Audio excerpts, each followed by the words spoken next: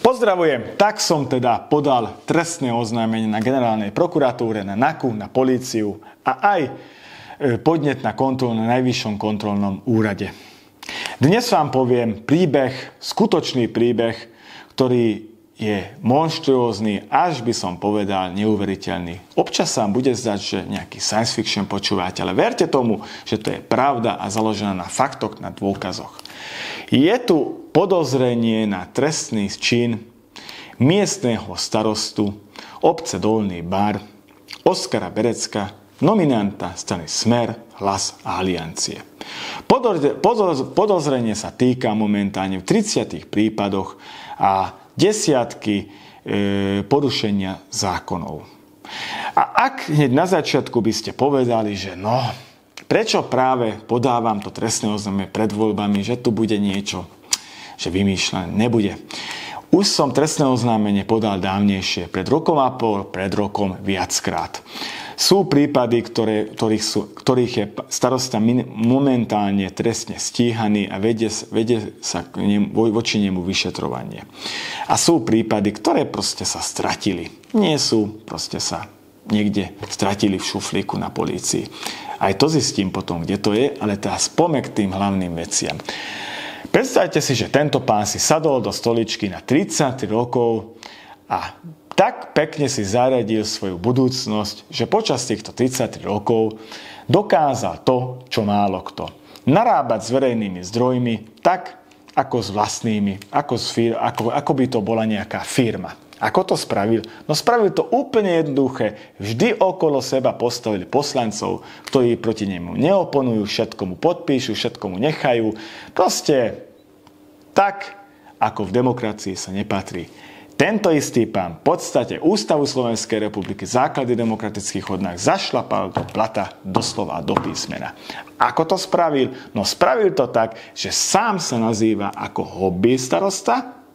Vychádzam z medializovaných informácií, z jeho slov, teda ho citujem, veľmi vplyvný a bohatý človek to je.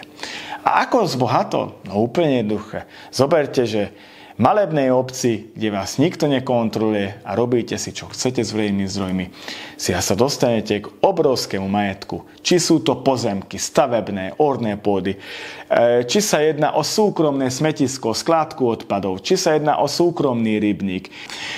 Istý pán je veľmi známy z nahrávky Kočner Trnka, kde Kočner vynadá aj jemu, aj Trnkovi, že vraj podľa nahrávky vydierali podnikateľa Haščáka s nahrávkou Gorila.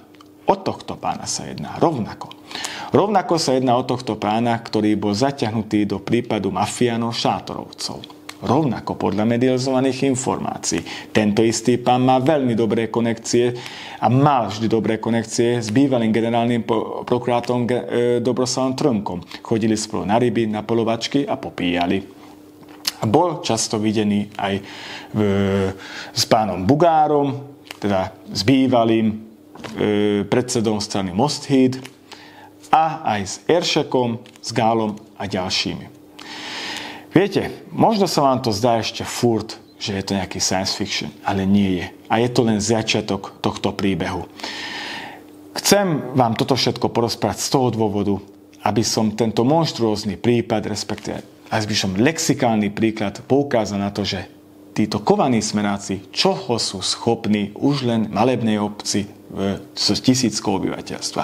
Ako vaše základné práva zašlapú a popri tom si dovolia nazývať sa hobby starostom. Ako dokážu zbohatnúť v veľmi krátkom čase. A ešte podotýkam, že tento istý pán už dlhé roky stojí na čele z MOSu. A bol často videný na rôznych akciách, demonštráciách protivládnych s nápisom My chceme vládu odborníkov a nie obyčajných ľudí. Dámy a páni, toto sú tí odborníci zo Smeru. A verte tomu, že viackrát som ich, aj poslancov, aj pána starostu som vyzval, aby neporušoval zákon. Upozorňoval som ho na to, že nedodrží základné pravidlá. A že viem presne, čo sa deje. Čo myslíte? Prestal s tým. Čo myslíte? Existuje do dnešného dňa v obci Dolný Bar verejné zasadnutie obecného zastupiteľstva? 33 rokov také niečo neexistuje. Poukazujem na toto všetko, lebo ideme do cieľa. Či vyhrá mafia, alebo ľudia. A zajtra sa vidíme a budem vám hovoriť o cyklotrase, ako zmizli peniaze z cyklotrasy v hodnote 250 000. Vidíme sa.